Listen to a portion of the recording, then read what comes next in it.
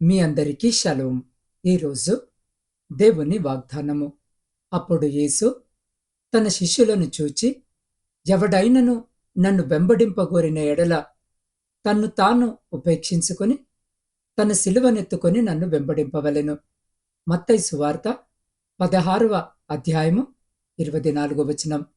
ప్రియులారా, ఈరోజు వాక్య ధ్యానములోనికి వెళ్లే ముందు తలలు వంచి ఒక్క నిమిషము ప్రార్థన చేసుకుందాం. మమ్మల్ని మిక్కిలిగా ప్రేమిస్తున్న మా పరలోకపు తండ్రి, ఈ పరిశుద్ధ సమయమును బట్టి మీకు స్తోత్రాలు. ప్రభువా, మీ వాక్యము మా త్రోవకు వెలుగు, మా పాదములకు దీపము. ఈరోజు మీరు మాతో మాట్లాడబోతున్న వాక్యము ద్వారా మా హృదయాలను తెరవండి. మా స్వార్థాన్ని విడిచి మిమ్మల్ని వెంబడించే కృపను మాకు దయచేయండి. మీ దాసుడనైన నన్ను మీ సిలువ చాటున మరుగుపరిచి మీ స్వరాన్ని వినిపించమని యేసు క్రీస్తు జీవము కలిగిన నామమున అడిగి పొందుకొని ఉన్నాము తండ్రి. ఆమెన్. ప్రియ సహోదరి సహోదరులారా, ఈరోజు మనము చదువుకున్న లేఖన భాగము క్రైస్తవ జీవితానికి పునాది వంటిది. లోకములో ఎవరైనా ఒక నాయకుడిని వెంబడించాలంటే అధికారము, హోదా లేదా లాభము ఆశిస్తారు. కానీ యేసు క్రీస్తు ప్రభు తనను వెంబడించాలనుకునే వారికి ఒక వింతైన షరతును పెట్టారు. అదేమిటి అనంటే తన్ను తాను ఉపేక్షించుకోవడం మరియు తన సిలువను ఎత్తుకోవడం. లోకపు దృష్టిలో సిలువ అనేది అవమానము, కానీ ప్రియులారా, క్రీస్తు దృష్టిలో అది జయము.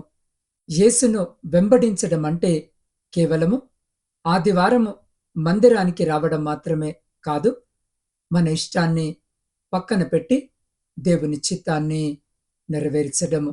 అవును ప్రియులారా, మనిషి భ్రష్ట స్వభావంలో నుంచి కలిగే కోరికలు, తనను గొప్ప చేసుకునే ప్రయత్నములో కలిగే కోరికలను బట్టి అనేక మంది ఈ దినాలలో యేసు క్రీస్తు ప్రభువును వదిలి లోకములోనికి తిరిగి వెళ్ళిపోతున్నారు. లోకాశల మీద మోజుతో పౌలు శిష్యుడైన దేమా పౌలును విడిచిపెట్టి లోకములోనికి వెళ్ళిపోయాడు. దేమా ఇహలోకమును స్నేహించి నన్ను విడిచి తెసలోనికకు వెళ్ళెను అని తిమోతికి రాసిన 2వ పత్రిక 4వ అధ్యాయము 10వ వచనములో చెప్పబడి ఉన్నది. అయితే ఎవరైనా సరే ప్రియులారా, యేసు వెంట రావాలి అని అనుకుంటే తనను తాను పరిత్యజించుకొని తన సిలువనెత్తుకొని ప్రభువును అనుసరించాలి. దేవుడు కోరే సమర్పణ ఇదే. కేవలము నోటి మాటలు కాదు, ఇలాంటి అర్పణ దేవునికి పవిత్రము, అంగీకారము. కాబట్టి సహోదరులారా, పరిశుద్ధమును దేవునికి అనుకూలమైన సజీవ యాగముగా మీ శరీరములను ఆయనకు సమర్పించుకొనుడని దేవుని వాత్సల్యతను బట్టి మిమ్మును బతిమాలుకొనుచున్నాను.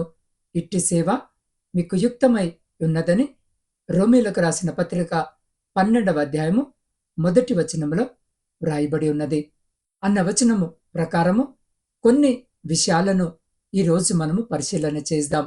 మొదటిది, తన సిలువను ఎత్తుకొని ఆయనను వెంబడించవలెను. అనగా తమ జీవితాలను సంపూర్ణముగా ప్రభువుకి సమర్పించాలి.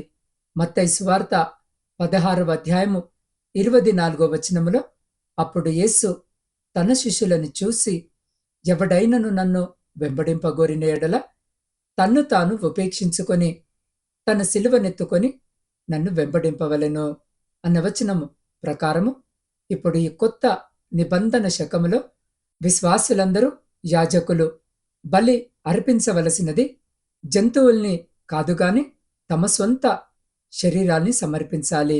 అవి సజీవమైన యజ్ఞముగా మహిమార్థముగా ఉంటాయి.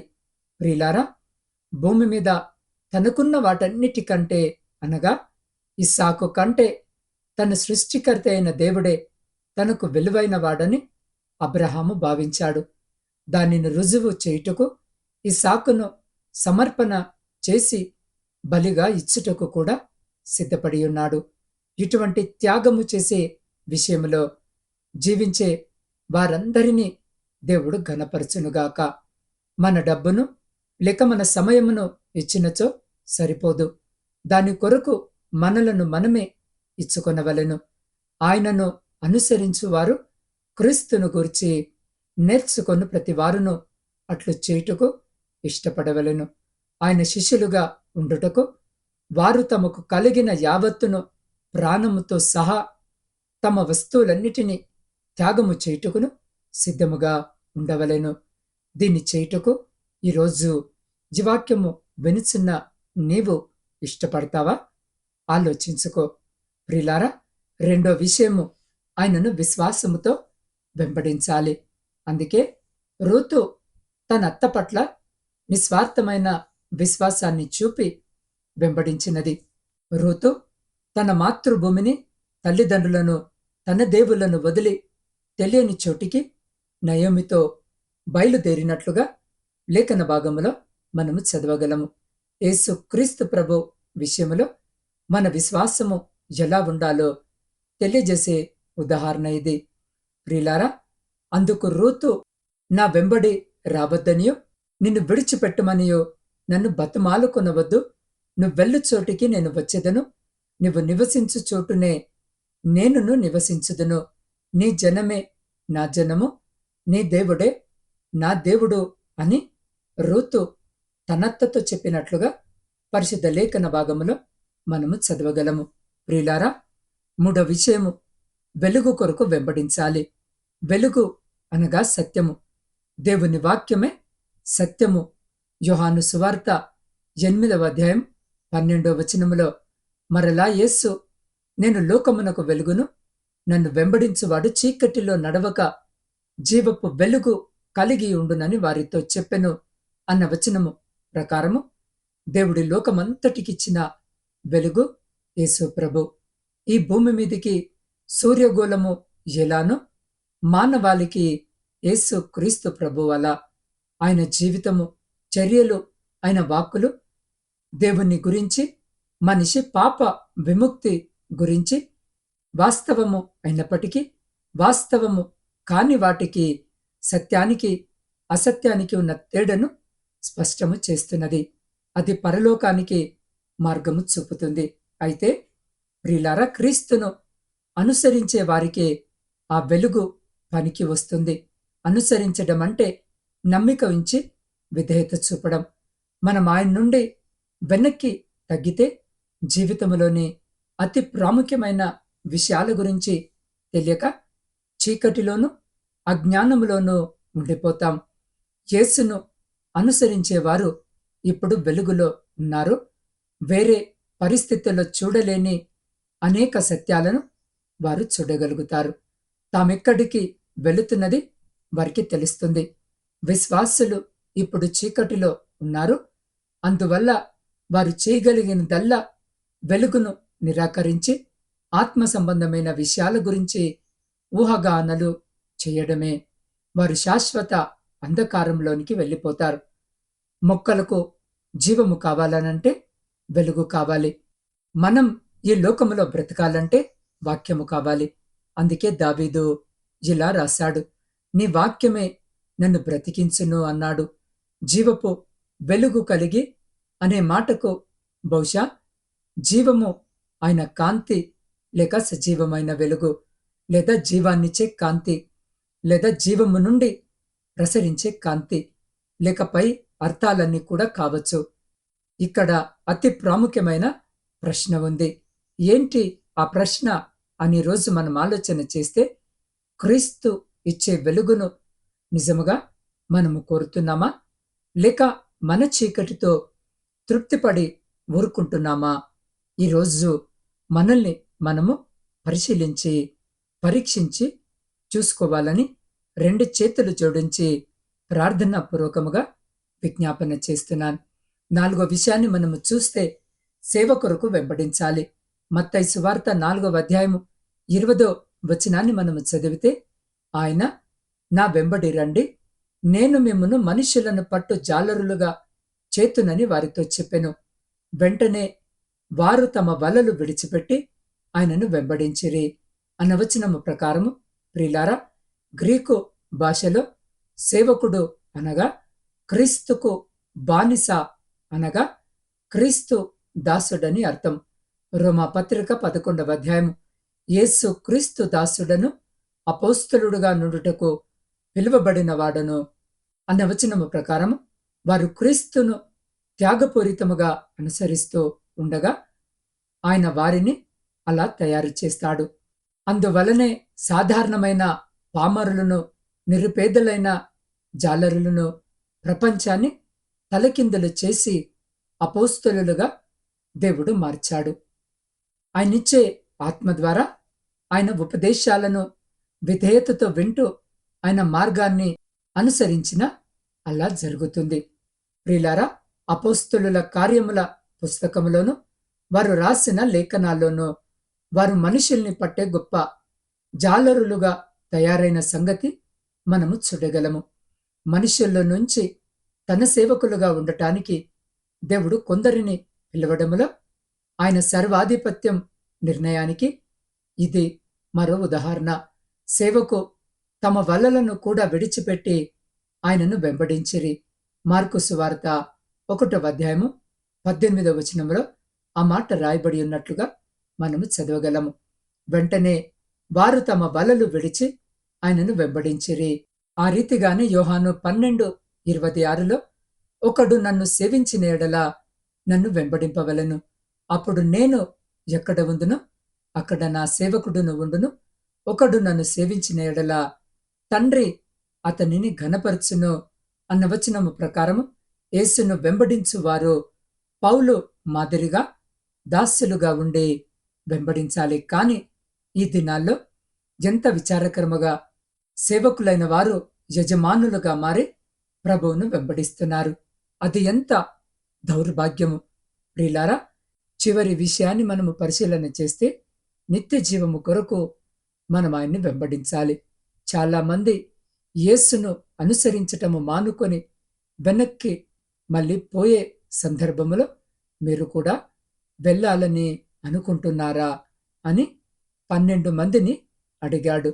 అయితే నిత్య జీవమిచ్చే యేసును విడవకుండా వెంబడిస్తామని పేతురు చెప్పినట్లుగా పరిశుద్ధ లేఖన భాగములో మనము గమనించవచ్చు. అప్పటి నుండి ఆయన శిష్యులలో అనేకులు వెనుక తీసి మరి ఎన్నడూనూ ఆయనను వెంబడింపలేదు. కాబట్టి యేసు మీరు కూడా వెళ్ళిపోవలెనని ఉన్నారా అని 12 మందిని అడగగా సీమోను పేతురు, ప్రభువా, ఎవని యొద్దకు వెళ్ళుదుము, నీవే నిత్య జీవపు మాటలు గలవాడవు అని వారన్నట్టుగా మనము గమనించగలము. అవును ప్రియ సహోదరి సహోదరులారా, చాలామంది ప్రభువును వెంబడించకుండా తప్పిపోవచ్చు. వారి జీవితాలను వ్యర్థము చేసుకుంటున్నారు. అలా కాకుండా ఆయనకు మన జీవితాన్ని సమర్పణ చేసే మార్గమును చూపించమని దేవుణ్ణి అడుగుదాం. నా గొర్రెలు నా స్వరమును వినును, నేను వాటి నెరుగుదును, అవి నన్ను వెంబడించును, నేను వాటికి నిత్య జీవము ఇచ్చుచున్నాను. యేసును వెంబడించని వారికి, తిరగబడిన వారికి శిక్ష తప్పదు. యేసు ప్రభు తిరిగి వచ్చినప్పుడు మరి నీవు ఆయన ఎదుట నిలబడినప్పుడు నువ్వు జీవించిన విధానమును బట్టి చింతించవలసి ఉండునా, లేక దేవుని రాజ్యమునకు ఉపయోగకరమైన జీవితము ప్రభువుకు చూపించగలవా? అట్టి రీతిగా మన జీవితాలున్నాయో లేదో పరిశీలించుకొనుటకు ఈరోజు జీవాక్యము వినుచున్న నీవు, నేను, ప్రియ సహోదరి సహోదరుడా, సమయము మించిపోకముందే ఒక్కసారి మన హృదయాలను పరీక్షించుకుందాం. ప్రభువా, నేను నిన్ను వెంబడిస్తున్నాను అంటున్నాను, కానీ ఇంకా నా పాత స్వభావాన్ని, నా ఇష్టాలనే ప్రేమిస్తున్నానని ఎవరైనా అనుకుంటున్నారా? మీ జీవితంలో సిలువను మోయడము భారముగా అనిపిస్తుందా? ఈ క్షణమే మీ జీవితాన్ని క్రీస్తుకు సంపూర్ణముగా అర్పించాలని అనుకుంటున్నారా? ఎవరైతే ఇకపై నా ఇష్టము కాదు, నీ చిత్తమే నా జీవితంలో జరగాలి, నేను నా సిలువనెత్తుకొని నిన్ను వెంబడిస్తానని తీర్మానము చేసుకుంటున్నారో వారు మీరున్న స్థలాల్లోనే వీలైతే మోకరించి మీ చేతులు పైకెత్తి లేదా మీరున్న స్థితిలోనే మీ కుడి చేతిని మీ హృదయంపై పెట్టుకొని దేవునికి మీ హృదయాన్ని అప్పగించండి.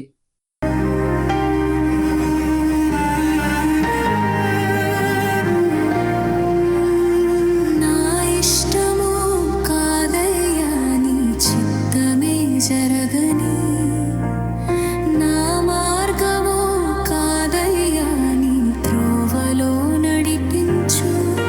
నన్ను నేను ఉపేక్షించుకొని నా సిలువను ఎత్తుకొని నీ అడుగు జాడల్లో నడవని నా యేసయ్యా.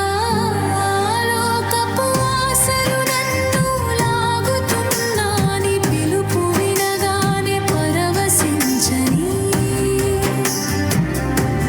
స్వార్థపు ఆలోచనలు నన్ను చుట్టుముట్టినా నీ త్యాగపు ప్రేమలో కరిగిపోని.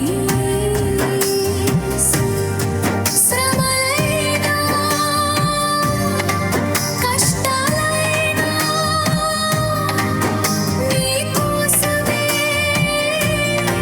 సహించని, నిజమైన శిష్యునిగా నన్ను మార్చని.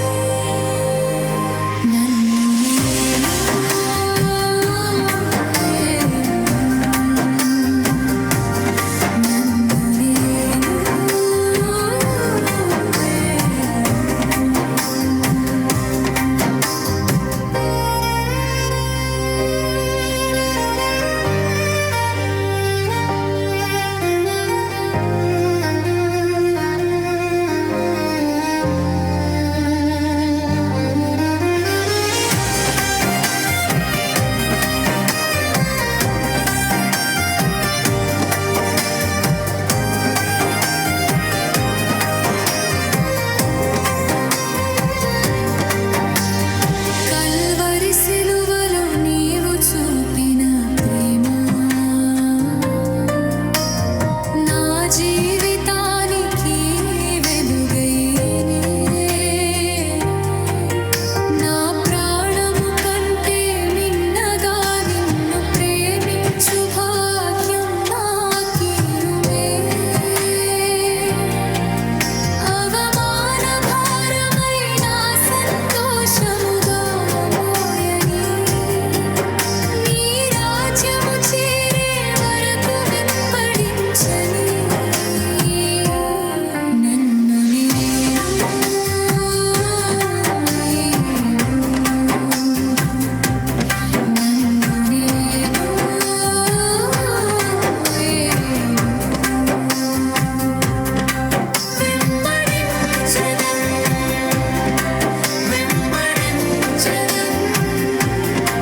చివరి శ్వాస వరకు నిన్ను వెంబడించెదను,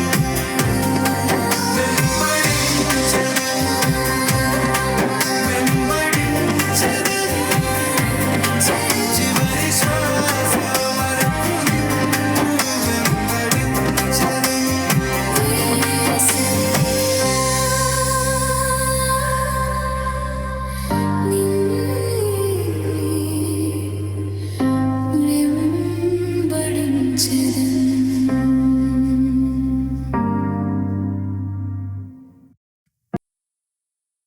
ఆయన మిమ్మల్ని బలపరచడానికి సిద్ధముగా ఉన్నాడు. కాబట్టి ఈ సమయంలో ఈ వాక్యము వినుచున్న మీరు నాతో కలిసి ప్రార్థనలో ఏకీభవించండి.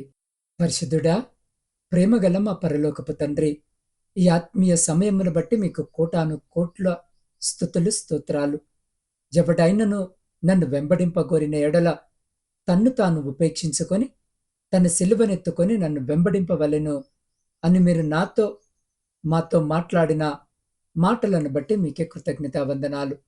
ప్రభువా, కేవలం పెదవులతో నిన్ను వెంబడించేవారముగా కాక మా స్వార్థాన్ని, మా పాత స్వభావాన్ని విడిచిపెట్టి మాకు నియమించబడిన సిలువను సంతోషముగా మోస్తూ నీ అడుగుజాడల్లో నడిచే కృపను మాకు దయచేయండి.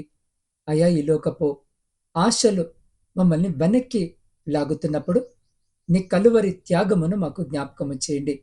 అయా, ఈరోజు విత్తబడిన వాక్యము మా హృదయములో 30దంతలుగా, 60దంతలుగా, 100అంతలుగా ఫలించి మా జీవితాలను మార్చుమని వేడుకుంటున్నాం. వాక్యము విన్న ప్రతి బిడ్డను, వారి కుటుంబాలను మీ ఆశీర్వాదాలతో నింపండి. మేమంతా నీ రాజ్య వారసులముగా సిద్ధపడేలా సహాయము చేయమని నీ పాద సన్నిధిలో వేడుకొనుచున్నాం. దేవా, ఈరోజు జన్మదిన, వివాహ వార్షికోత్సవాలు జరుపుకొంచున్న ప్రతి బిడ్డను జ్ఞాపకము చేసుకుని మీ నూతన దయాకిరీటం చేత బిడ్డలను ఆశీర్వదించండి. అయా, ఇతరత్ర శుభకార్యాలు జరిగించుకుంటున్న బిడ్డలను కూడా జ్ఞాపకము చేసుకొని వారితో మీరుండి సంతోషకరమైన కుటుంబ జీవితమును బిడ్డలకు దయచేయమని వేడుకొనిచున్నాం. ముఖ్యంగా నా తండ్రి, శారీరక మానసిక వ్యాధులతో, భారముతో, వేదనతో ఉన్న బిడ్డలందరినీ ఈ సమయంలో నీ హస్తాలకు అప్పగిస్తున్నాం. ప్రాముఖ్యంగా తండ్రి, క్యాన్సర్ వ్యాధితో పోరాడుతున్న నవీన సత్య, మేఘన, యశస్విని, మల్లికార్జున స్వామి, జహంగీర్, సుబ్బారావు, పద్మ, జ్యోతి, కళావతి, రాజేశ్వరి, బాషా, హిమజ, యశస్విని, ఖైరున్నీసా, రమాదేవి, విమలమ్మ, అనుష మరియు మార్తమ్మలను మీరు ముట్టండి. ఆ కణితులను, వ్యాధి కణాలను నీ శక్తితో నిర్మూలించి వారికి సంపూర్ణ ఆరోగ్యమును ప్రసాదించండి. కిడ్నీ వైఫల్యముతో బాధపడుతున్న సిద్ధు, లక్ష్మణ్, ప్రవీణ్ కుమార్, తేజ, నాగజ్యోతి, సుబ్బలక్ష్మి అమ్మ, నయోమిలను జ్ఞాపకము చేసుకోండి. వారి అవయవాలను నూతనపరచండి. డయాలసిస్ బాధ నుండి వారికి విముక్తిని కలిగించండి. పక్షవాతముతో కృంగిపోతున్న సూర్యరావు, రాంబాబు, శివరామకృష్ణ, గుణసుందరమ్మ, బాలప్ప, రంగన్న, కృపాకర్, జయకృష్ణ, భాస్కర్రావు, విజయలక్ష్మి, శ్రీనివాసరెడ్డి, వెంకటేశ్వరమ్మ, నారాయణ, శ్రీను, వీరేష్ మరి రంగన్నలకు నీ స్వస్థత హస్తమును అందించండి. పడిపోయిన వారి అవయవాలకు జీవాన్నిచ్చి వారు లేచి నడిచేలా బలపరచండి. గుండె సంబంధిత సమస్యలతో ఉన్న పవన్, సుగుణావతి, జయమ్మ, సుశీల, షారోన్, మేరీ, సెబెస్టియన్, ఆనందరావు, ప్రభావతులను తాకండి. వారి హృదయ స్పందనలను సరిచేసి వారికి నెమ్మదిని దయచేయండి. చాలా కాలముగా కోమాలో ఉన్న నానిని మృత్యుంజయుడైన యేసు నామములో లేవనెత్తండి. బ్రెయిన్ ట్యూమర్తో బాధపడుతున్న లీలావతి, ప్రశాంతి, జైపాల్ రెడ్డిలకు విముక్తినివ్వండి. 10 ఏళ్లుగా అపరిచిత భయముతో ఏకాకిగా ఉంటున్న సజిత్ మనసును మీ శాంతితో నింపండి. కీళ్ల వాతముతో బాధపడుతున్న కీర్తన, వెంకటేశ్వరమ్మ, నూకరత్నములకు కీళ్ల నొప్పుల నుండి ఉపశమనము దయచేయండి. హెచ్ఐవితో ఉన్న లక్ష్మి, కుమారులకు మరియు ఫిట్స్తో బాధపడుతున్న మరొక సోదరికి మీరు తోడుగా ఉండండి. దురాత్మల పీడనతో బాధపడుతున్న సహోదరి అఖిలకు సంపూర్ణ విడుదలను దయచేయమని వేడుకొనిచున్నాం. ఆ రీతిగానే తండ్రి, సోరియాసిస్ వ్యాధితో బాధపడుతున్న వర్షిణిని నీ కృపతో స్వస్థపరచమని వేడుకొనిచున్నాం. దేవా, ప్రపంచంలో శాంతిని, సమాధానాన్ని కలిగించి విడిపోయిన విచ్ఛిన్నమైన ప్రతి కుటుంబాన్ని తిరిగి కట్టుమని వేడుకొనిచున్నాం. ఆ రీతిగానే ముఖ్యముగా నా తండ్రి, కుటుంబ పోషణకై కుటుంబాలను వదిలి పరాయి దేశములో పనులు చేసుకుంటున్న ప్రతి సహోదరి, సహోదరుని జ్ఞాపకము చేసుకోండి. వారి చేతుల కష్టార్జితమును ఆశీర్వదించండి. అయ్యా, వారున్న చోట నీకు సాక్షికరమైన బిడ్డలుగా ఉండటకు కృప చూపండి. అయ్యా, ఎంతమంది బిడ్డలు వారున్న స్థలములో అనేక బాధలు, హింసలు అనుభవిస్తూ ఉండగా బిడ్డలను జ్ఞాపకం చేసుకోండి. ప్రాముఖ్యంగా ఎంతోమంది బిడ్డలు అయా ఆయా దేశాల్లో వారు ఉంటూ ఉండగా ఆయా దేశాల్లో వారు స్వేచ్ఛగా అయా పని చేసుకున్నటకు కావలసిన అనుమతులు లేక నా తండ్రి, బిడ్డలు ఇబ్బంది పడుతూ ఉండగా నా తండ్రి, బిడ్డలు స్వేచ్ఛగా పని చేసుకున్నటకు కావలసిన అకామాలను బిడ్డలకు దయచేయండి. అయా, వారున్న స్థలములో స్వేచ్ఛగా వారు సంపాదించుకొని కుటుంబాలను పోషించుకున్నటకు నీ కృపను చూపి వారిని, వారి కుటుంబాలను మీ కృపల్లో భద్రపరచమని వేడుకొంచున్నాం. నా ఆత్మీయ కుటుంబ సభ్యులందరినీ ఈ ఉదయకాలం నీ పాద సన్నిధిలో పెడుతూ ఉండగా బిడ్డలను జ్ఞాపకం చేసుకోండి. ప్రతి బిడ్డ ప్రార్థన విజ్ఞాపనను మీరు అంగీకరించి ఆలకించి ప్రతి న్యాయమైన కోరికను తీర్చి మీ ఆకాశపు వాక్యాలను విప్పి మీ సమృద్ధికరమైన దీవెన ఆశీర్వాదాల చేత బిడ్డల జీవితాలను, కుటుంబాలను దీవించి ఆశీర్వదించి తృప్తిపరిచి మీరే ఘనత మహిమ ప్రభావాలు పొందమని మా ప్రభువును మీ ప్రియకుమారుడైన యేసు క్రీస్తు సర్వ సమృద్ధి కలిగిన నామమున ప్రార్థించి స్తుతించి అడిగి పొందుకొని ఉన్నాము తండ్రి. ఆమెన్.